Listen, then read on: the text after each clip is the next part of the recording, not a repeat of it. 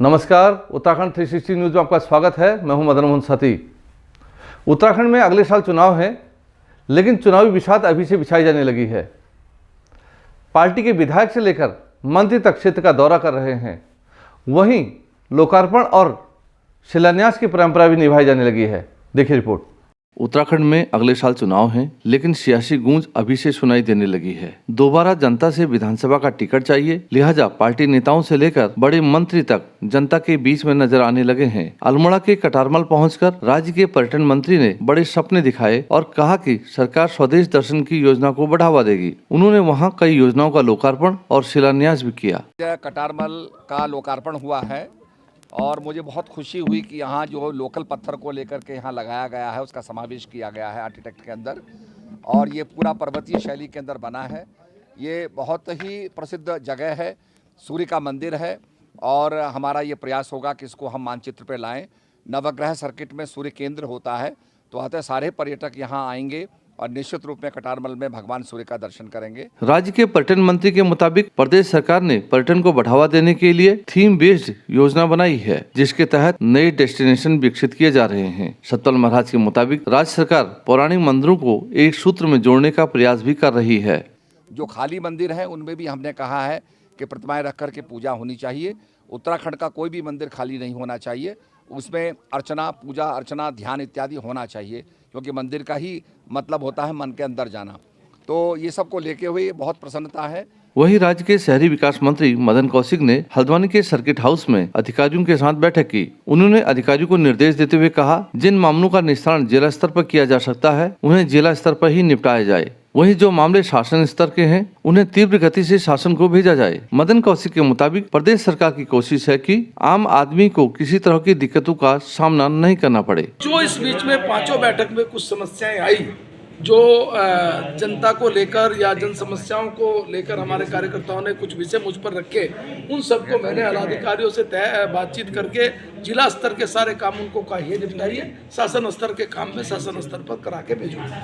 वहीं प्रदेश के शहरी विकास मंत्री मदन कौशिक ने गैरसैंण को लेकर भी साफ किया कि राज्य सरकार वहां एक आधुनिक शहर विकसित करने की तैयारी कर रही है, जिसके लिए आने वाले बजट में प्रावधान किया जाएगा। मदन कौशिक के मुताबिक प्रदेश सरकार 4 मार्च को अपना बजट पेश करेगी, जिसके लिए गैरसैंण में सत्र आहूत किया जाएगा।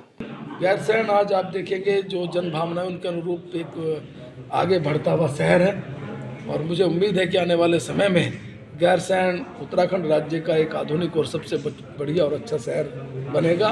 हमारा इस बार का बजट पूरी जनता की अपेक्षाओं पर खरा उतरने वाला बजट रहेगा, आम लोगों को राहत देने वाला बजट रहेगा, अंतिम छोर पर बैठे हुए व्यक्ति तक हमारी योजनाओं पहुँचे, इस प्रकार बजट में सारी व्यवस्थाएं रहेंगी, और आने वाले 4 तारीख को हम ये बजट। प्रदेश में जब भी विधानसभा चुनाव आते हैं वहां 2 मुद्दे गर्म होने लगते हैं, जिसमें एक मुद्दा पलायन का है तो दूसरा मुद्दा गैरसैंण का। प्रदेश में अगले साल चुनाव है, लिहाजा एक बार फिर दोनों मुद्दे गर्म भी होने लगे हैं। Bureau report, Uttarakhand 360 news.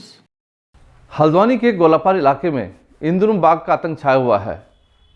ग्रामीणों का कहना है कि 26 जनवरी को 2 महिलाओं को बाघ ने घायल कर दिया, जिससे इलाके में दहशत है और वो अपने घरों से निकल नहीं पा रहे हैं।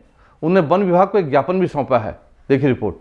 हल्द्वानी के गोलापार इलाके के लोग इन दिनों बाघ के आतंक से परेशान हैं। ग्रामीणों के मुताबिक 26 जनवरी को बाघ ने 2 महिलाओं पर हमला किया, जिसमें दोनों गंभीर रूप से घायल हो गई। ग्रामीणों का कहना है कि उसके बाद से इलाके में डर फैल गया है। लोगों ने वन विभाग के अधिकारियों से बाघ को पकड़ने की गुजारिश की है, ताकि लोगों में फैली दहशत कम हो सके। ग्रामीणों ने वन विभाग के अधिकारियों को इस बाबत एक ज्ञापन भी सौंपा। हमारे क्षेत्र में लगातार जो है बाघ का मूवमेंट लगातार बढ़ते जा रहा है, और हमने लगातार प्रशासन को हो या वन विभाग को लगातार हमने बात की है, लेकिन अभी तक हमारे क्षेत्र में जो है कोई भी वन विभाग द्वारा बाघ को पकड़ने के लिए या कुछ अन्य के लिए कुछ नहीं किया जा रहा। हमने साहब से मांग की कि साहब जो है इस बाघ को या तो आदमखोर घोषित करो या यहाँ से पिंजरा लगा के इसको कहीं दूर हस्तांतरित करो, क्योंकि हम लगातार परेशान हो चुके हैं। क्योंकि हमने बीच में हाथियों के झुंड से हमारी फसलें सब चौपट हो गई हैं, और आए दिन हमें अब अपने जान माल की सुरक्षा कैसे कर पाएँ।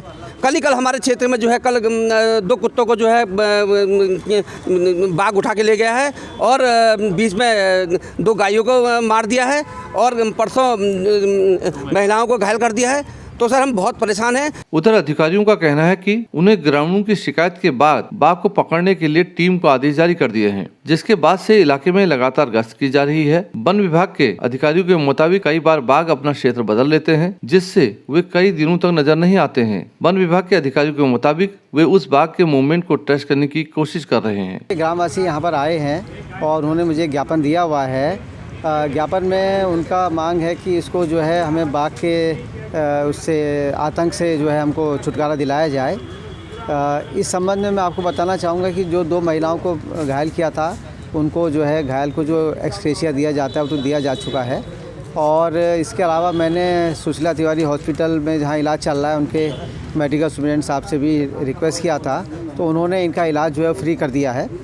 और जहाँ तक बाघ से निजात की बात है, इनका मेरे पास आ गया है। हम जो है इस संबंध में बाघ को पकड़ने के लिए यथाशीघ्र जो है इसमें कार्रवाई करेंगे। उत्तराखंड में बाघ के हमले की ये पहली घटना नहीं है। वहाँ आए दिन कई इलाकों में गुलदार और बाघ के हमले की खबरें आती हैं। इस बार हल्द्वानी के गौलापार इलाके से ये खबर आई है। जानकारों का कहना है कि जंगल पर दबाव बढ़ रहा है, जिससे जीवों के भोजन में कमी हो रही है, जिसके चलते वे आबादी की तरफ रुख कर रहे हैं और मानव वन्यजीव संघर्ष बढ़ रहा है। Bureau report, Uttarakhand 360 news.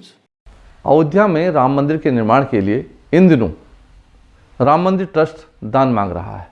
Rishikesh के फक्कड़ बाबा ने भी 1 करोड़ रुपये दान दिए हैं, जिसके बाद वो अचानक चर्चा में आ गए। आखिर मुफलिसी में जीने वाले बाबा के पास इतना पैसा कहाँ से आया? उनका कहना है कि उन्होंने राम मंदिर निर्माण के लिए सपना देखा था, जिसके लिए शुरू से ही पाई पाई जोड़ी थी, जिससे उन्होंने इस वक्त दान कर दिया। यमकेश्वर की विधायक रितु खंडूरी ने भी उनसे मुलाकात कर आभार जताया है। ये हैं फक्कड़ बाबा। इन्होंने पूरी जिंदगी मुफलिसी में बिता दी, लेकिन जब राम मंदिर निर्माण के लिए दान देने की बारी आई तो इन्होंने अपनी झोली खोल दी। ये दान उन्हें श्रद्धालुओं से मिला था, लेकिन ईश्वर भक्ति में जीवन बिताने वाले फक्कड़ बाबा को धन का मोह कहाँ था। उन्होंने सारा धन दान कर दिया। 1-2 दिन का नहीं है, थोड़ा चींटी की तरह इकट्ठा करके, वैसे किसी को बताया नहीं मैं आज तक ये मन की बात। संत शंकर दास यानी फक्कड़ बाबा इस वक्त 83 साल के हैं, जो बीते 60 सालों से ऋषिकेश के एक गुफा में रह रहे थे। उन्होंने जब राम मंदिर के लिए 1 करोड़ रुपये दान किए तो खबर आग की तरह फैल गई। लोग फक्कड़ बाबा को देखने के लिए जुटने लगे। यमकेश्वर की विधायक रितु खंडूरी भी कार्यकर्ताओं के साथ उनका आभार प्रकट करने पहुंची। 1990 से मैंने प्रधानमंत्री नरसिंह राव को चिट्ठी भी लिखा था कि 3 दिन में उसका फैसला मैं करा दूंगा। उस समय मेरा बहुत पावर थी मेरे दिमाग में, तो इसी आधार पे लिखा था मैंने। मेरे पास CBI वालों का भी आना जाना भी शुरू हो गया था वैसे, लेकिन बाद में वो तोड़ फोड़ दिया। उसके बाद मैंने बंद कर दिया बोलना फिर। लेकिन अभी भी वो उसी टाइम से मेरा ये था कि मेरी इच्छा है कि मेरे सामने हो जाए तो अच्छा है, क्योंकि कहीं 100 सालों से पड़ा हुआ है वो समस्या, इसलिए हो जाए तो अच्छा। यही मेरी इच्छा थी। अच्छा हो गया, हमारे सामने हो गया, तो अब मैं चाहता हूँ कि निर्माण भी हमारे सामने हो जाए तो और ज़्यादा संतुष्टि मिलेगी। फक्कड़ बाबा का कहना है कि उन्होंने 1990 में तत्कालीन प्रधानमंत्री PV नरसिंह राव को पत्र लिखकर दावा किया था कि वे 3 दिन में समझौता करवा सकते हैं, जिसके बाद CBI की टीम उनसे मिलने भी आई थी, लेकिन बात आगे नहीं बढ़ी। तब से उनका सपना राम मंदिर को देखने का था। बाबा के मुताबिक उन्हें जो धन दान में मिलता था वे उसे जमा कर रहे थे, जिसे उन्होंने दान कर दिया है। Bureau report, Uttarakhand 360 news. बसंत का मौसम आने वाला है। इसी के साथ उत्तराखंड में ठंड भी कम हो जाएगी, जिसके बाद वहाँ चारधाम यात्रा की शुरुआत होगी। बसंत पंचमी के मौके पर भगवान बद्रीनाथ के कपाट खोले जाने की तिथि घोषित होगी, जबकि केदारनाथ धाम के कपाट खोले जाने की तिथि शिवरात्रि के मौके पर घोषित की जाएगी।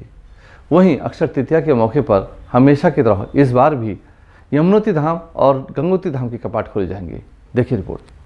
बहूनि सन्ति तीर्थानि दिवो भूमि रसातले बद्री सदृश तीर्थं भूतो न भविष्यति। अर्थात तीनों लोकों में बहुत से तीर्थ हुए हैं, लेकिन बद्रीनाथ के समान न ही भूत में और न ही भविष्य में कोई तीर्थ होगा। शास्त्रों में बद्रीनाथ धाम को मुक्ति प्रदान करने वाला बताया गया है। कहते हैं भगवान विष्णु के भू वैकुंठ के जो एक बार दर्शन कर लेता है उसके पाप दूर हो जाते हैं, उसे जीवन मरण के चक्र से मुक्ति मिल जाती है। यही वजह है कि लोग जीवन में एक बार इस यात्रा पर जाना चाहते हैं। एक बार फिर शीतकाल की समाप्ति पर भगवान के जागने का वक्त हो गया है, यानी अब भगवान के कपाट जल्द ही श्रद्धालुओं के लिए खोल दिए जाएंगे, जिसकी तिथि बसंत पंचमी पर तय होगी। असल में भगवान बद्रीनाथ के कपाट खोलने की परंपरा काफी पुरानी है। पुरोहित टिहरी के राजा की कुंडली देखकर कपाट खोलने की तिथि तय करते हैं। ये परंपरा टिहरी राजा के दरबार में यानी नरेंद्र नगर महल में निभाई जाती है, जिसमें मंदिर के मुख्य पुजारी और मंदिर के प्रबंधन से जुड़े अधिकारी शामिल होते हैं। उसके बाद शुभ मुहूर्त की घोषणा की जाती है। मंदिर से जुड़े अधिकारियों का कहना है कि इस बार ये परंपरा बसंत पंचमी के दिन शुभ मुहूर्त में सुबह 9:30 बजे से शुरू हो जाएगी, जिसमें विधिवत भगवान के कपाट खोलने की घोषणा की जाएगी। वहीं शीतकाल में बंद किए गए भगवान केदारनाथ के कपाट भी खोलने की तैयारी है, जिसके लिए शिवरात्रि के दिन तिथि तय होगी। वहीं गंगोत्री और यमुनोत्री के कपाट भी अक्षय तृतीया के मौके पर श्रद्धालुओं के लिए खोल दिए जाएंगे। Bureau report, Uttarakhand 360 news.